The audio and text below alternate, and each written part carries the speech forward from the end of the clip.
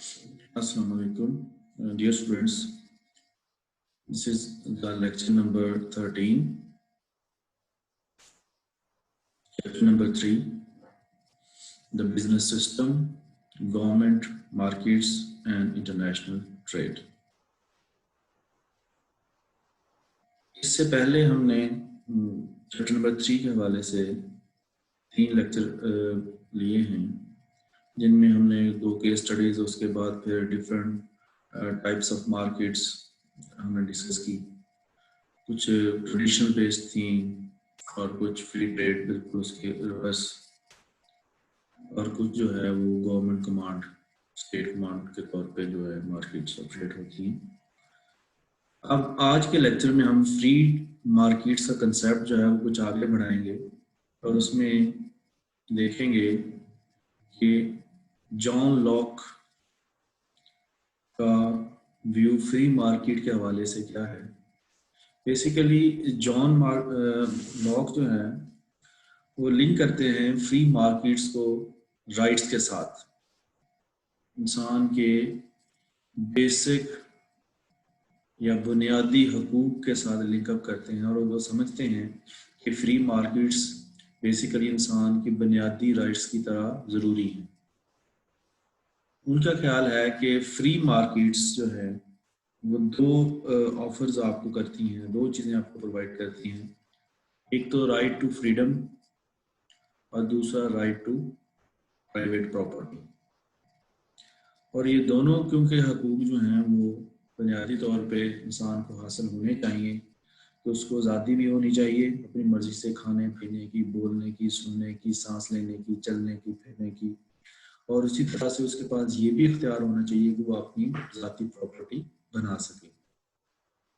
अब ये जो फ्री मार्केट का कंसेप्ट है, ये दूसरी क्लासेस के अंदर, दूसरी फॉर्म्स ऑफ मार्केट के अंदर जिसमें ट्रेडिशनल्स बेस्ड है, वहाँ पे तो ज़ाहिर है जो वहाँ के लोग हैं उनकी पसंद या नापसंद की अप्रूवल के साथ आपको फ्रीडम मिलेगी जितनी आप फ्रीडम लेना चाहेंगे। जैसे कि ट्रेडिशनल कल्चर्स के अंदर, ट्रेडिशनल सोसाइटीज़ के अंदर फीमेल जो हैं वो ज़्यादा इतनी बाज़ार में नहीं जा सकती, जॉब्स नहीं कर सकती, फिर नहीं सकती, तो इस तरह की जो राइट ऑफ फ्रीडम है वो वहाँ पे नहीं है। अच्छा, उस तरह से जो गवर्नमेंट ऑन या कमांड ऑन प्रॉपर्टी होती है, मार्केट होती है, सॉरी, उसके अंदर क्या होता है कि वहाँ पे आप अपनी प्राइवेट प्रॉपर्टी नहीं बना सकते। जो कुछ भी आप करते हैं उसमें से आपको हिस्सा मिलता है, आप उसको इस्तेमाल करते हैं, लेकिन जितनी भी जायदाद, कैपिटल होता है वो सारा का सारा गवर्नमेंट के पास होता है। अलबत्ता फ्री मार्केट में ये दोनों चीज़ें जो हैं जॉन लॉक के नज़दीक अवेलेबल होती हैं, कि राइट टू फ्रीडम और राइट टू प्राइवेट प्रॉपर्टी, कि आप अपनी आज़ादी से जो चाहें करें, जहाँ चाहें बेचें, जहाँ चाहें माल खरीदें, और आपको ये भी हक हासिल है कि आप अपनी ज़ाती प्राइवेट प्रॉपर्टी जो है वो बना सकें। और वो ये कहता है कि ये लॉ ऑफ नेचर है, ये नेचर के राइट्स हैं, और इन राइट्स के मुताबिक जो है वो अगर कोई भी गवर्नमेंट एग्जिस्ट ना भी करे, फिर भी एक नेचुरल लाइफ में, जंगल में भी रहते हुए, ये दोनों चीज़ें जो हैं वो हर जानदार को हासिल होती हैं, कि वो जहाँ चाहे जाए और जो चाहे ओन करे, जो चाहे डिसऑन करे। बल्कि उसने एक स्टेटमेंट में लिखा, a state of perfect freedom to order their actions and dispose of their possessions and persons as they think fit within the bounds of the law of nature. अब ये लॉ ऑफ नेचर की बात कर रहा है, without asking leave और depending upon the will of any other man, बगैर किसी और पे डिपेंड किए, किसी से पूछे, किसी की मर्जी जाने, वो जो चाहे वो कर सकता है। A state also of equality wherein all the power and jurisdiction is reciprocal. No one have more than another. सब लोग बराबर हैं, किसी को दूसरे के साथ हक हासिल नहीं है। Without subordination or subjection to another, but the state of nature has a law of nature to govern in which obliges everyone, like that. Basically वो जॉन लॉक जो है यही बताने की कोशिश कर रहा है आपको कि ये हमारे किसी भी इंसान के बुनियादी हकूक होते हैं, फ्रीडम और प्राइवेट प्रॉपर्टी, और फ्री मार्केट जो है ये दोनों फैसिलिटीज देती है। जो बुनियादी नुकात लॉक ने اپنی اسٹیٹمنٹ اٹھائے تو وہ کیا ہے اسٹیٹ آف نیچر کے حوالے سے. نمبر 1 وہ کہتا ہے کہ all persons are free and equal.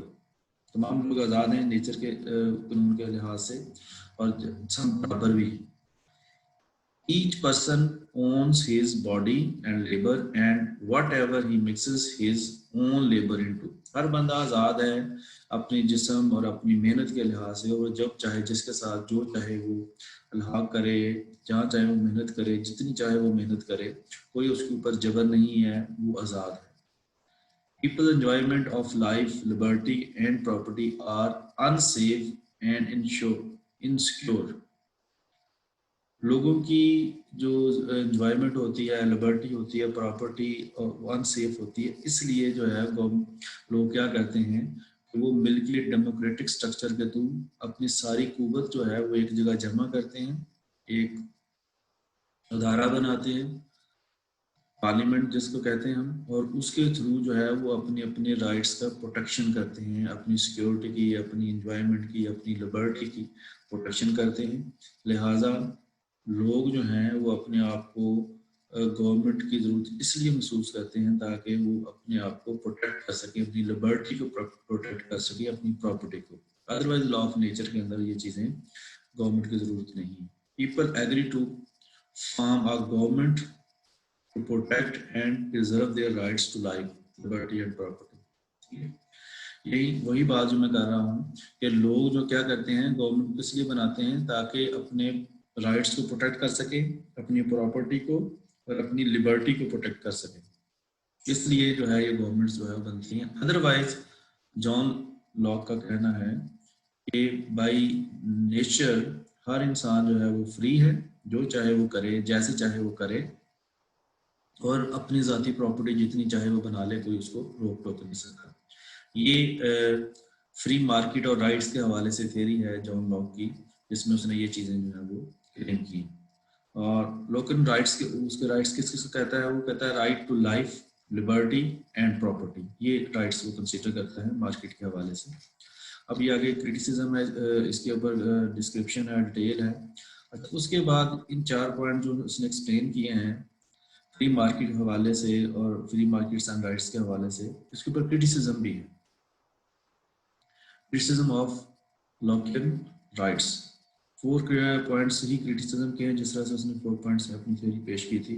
Number 1 کہتا ہے the assumptions that individuals have the natural rights claimed they have. پہلا تو یہ ہے کہ اس نے جو کہا ہے کہ ہر کے پاس نیچرل رائٹس ہوتے ہیں, یہ ایک assumption ہے, اس کو پروف نہیں کیا. The conflict between these negative rights and positive rights, یہ بھی کلیئر نہیں ہے کہ یہ positive rights کی بات کر رہا ہے یا negative rights کی بات کر رہا ہے. Number 3 conflict between these Lockean rights and the principle of justice.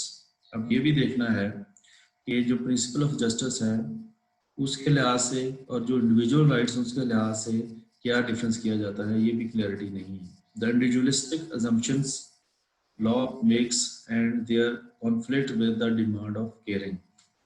اب ڈیمانڈ آف کیئرنگ جو ہے یہ انسان کی ہر بنیادی جگہ پہ ضرورت رہتی ہے زندگی میں, چاہے وہ بچہ ہے, چاہے جوان ہے, چاہے بوڑھا, اس کو کیئر کی ضرورت رہتی ہے, اپنی فیملی کی, دوست کی, سوسائٹی کی.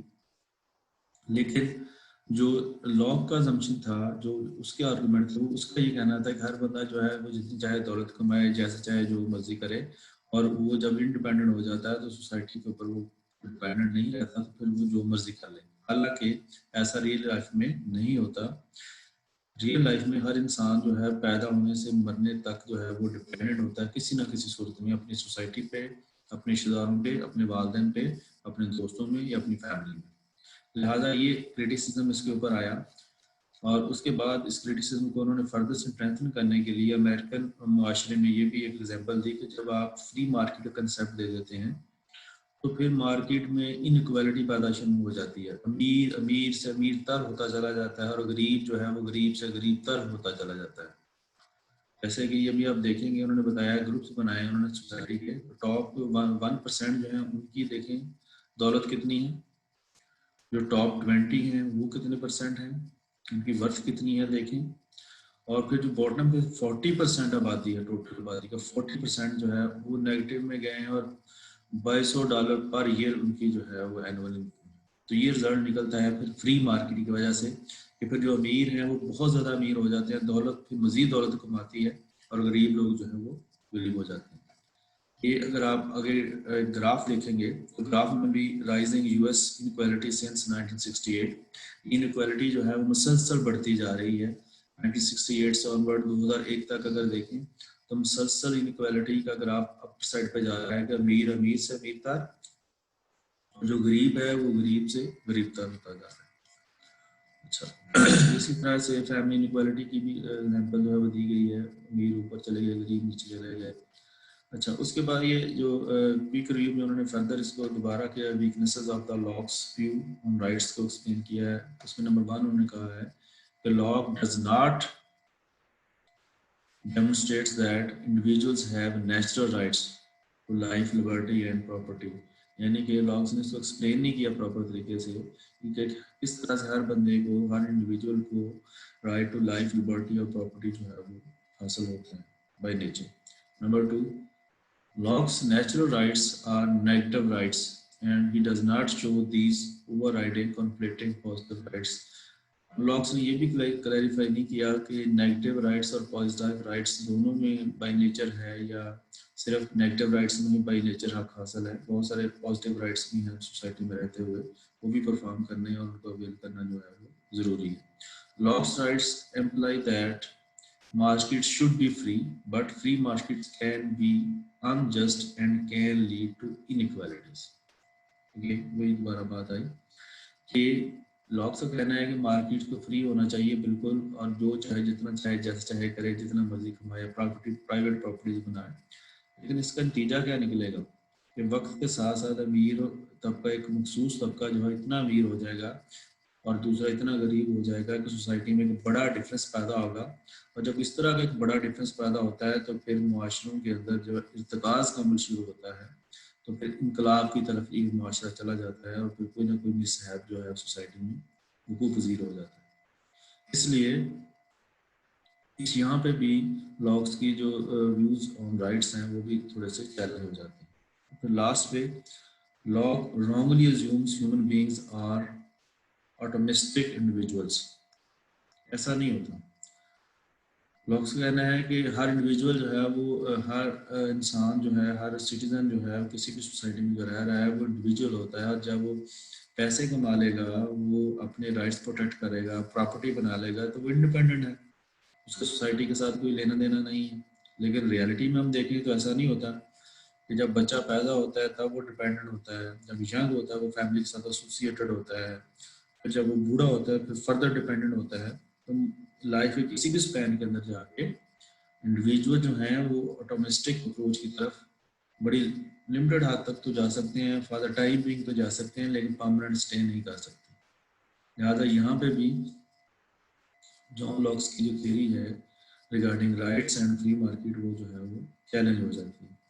ان نٹ شیل اگر ہم اس کو ساری ڈسکشن کو سم اپ کریں تو ہم کہہ سکتے ہیں کہ بیسیکلی جو فری مارکیٹ ہے, it is better, it is good for healthy competition in the society, but we need to have some checks and balances on the free markets. اگر ہم بالکل فری مارکیٹ کر دیں گے تو پھر کارٹلز ڈیولپ ہوں گے, اور کارٹلز ڈیولپ ہوں گے تو جیسے ہمارے ملک میں چینی کا ایشو ہے, گھی کا ایشو ہے, آئل کا ایشو ہے, کنسٹرکشن کے جتنے مٹیریلز کا ایشو ہے, تو تمام انڈسٹری جو ہیں پھر کارٹلز ڈیولپ کرتی ہیں, دو چار چار لوگ آپس میں مل جاتے ہیں, اور پھر اوپر لیول پہ وہ اتنی اپنے آپس میں ایڈجسٹمنٹ ڈالتے ہیں کہ نیچے والے لوگ سارے سفر کرتے ہیں. لہٰذا گورنمنٹس کو انٹرفیئر کرنا پڑتا ہے. اور اگین ہم یوں کہیں گے کہ پیور فری مارکیٹ اکانومی جو ہے وہ خطرات سے خالی نہیں ہے, وہاں پہ ایشوز ہیں, وہاں پہ پرابلمز ہیں لوور لیول سٹیزنس کے لیے. لہٰذا مکسڈ اکانومی جس کے اندر گورنمنٹ کا بھی رول ہو, چیک اینڈ بیلنسز کا, اور انڈیویجولس کو بھی محنت کرنے کا پورا موقع ملے, آزادی ملے, اور وہ اپنے لیے زیادہ سے زیادہ محنت کر کے پیسے کمائیں گے.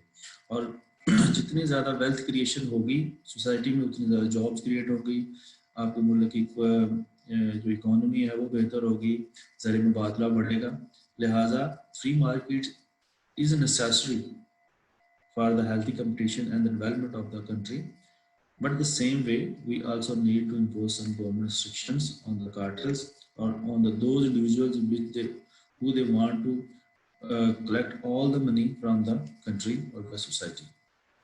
तो ये जॉन लॉक का कंसेप्ट था, the markets and the rights, और उसने उसके ऊपर 4 आर्गूमेंट्स दिए थे और उसके ऊपर क्रिटिसिज्म लोगों ने किया. इसकी डिटेल फर्दर जो है वो आप इन पेजेस के अंदर आपको मिल जाएगी, वो आप पढ़ भी सकते हैं. और इसके बाद जो है हम फ्री मार्केट्स एंड यूटिलिटी का कंसेप्ट देखेंगे. पहले हमने देखा free markets and rights bye John Locke. अब हम देखेंगे जो नेक्स्ट कंसेप्ट लेक्चर में हम देखेंगे वो होगा free markets and utility bye Adam Smith. Adam Smith कैसे फ्री मार्केट्स को लिंक करते हैं यूटिलिटी के साथ, पॉजिटिवली और नेगेटिवली, और उनके इसके बारे में क्या व्यू पॉइंट है, ये इंशाल्लाह ताला हमारा कल का टॉपिक होगा. नेक्स्ट टॉपिक में जो है इसको डिस्कस करेंगे. Brian Barney, all the students should read the book very carefully, otherwise they will not be able to attempt the assignments properly and they will not be able to appear in the exam with the positive material, and your fake statements in your assignments and your answers you will get failed or get the lowest marks. Please, to get the maximum marks, please read carefully book and understand it, especially commentary about the different topics. Thank you.